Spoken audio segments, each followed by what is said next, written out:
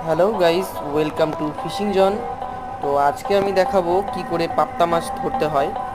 তো তোমরা স্ক্রিনে যে ছবিগুলো দেখতে পাচ্ছ, এটা রেশম কিট। এটা দিয়ে কাপড় চোপড় বানায়, আমরা সকলেই জানি।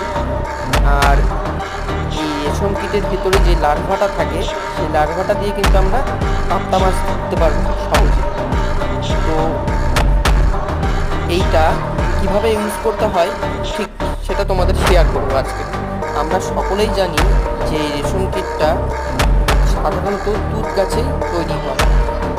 আর এই রেশম কিটটা যখন ডিম্বাণু রূপে থাকে, মানে লার্ভা রূপে থাকে, সেই লার্ভাটাকেই আমরা মাছ ধরার ক্ষেত্রে ব্যবহার করব। তাছাড়া এটা যখন পোকা রূপে রূপান্তরিত হবে, তারপরে ঠিক প্রজাপতি টাইপের হয়ে যাবে, তখন কিন্তু সেটা আমরা ইউজ করতে পারবো না।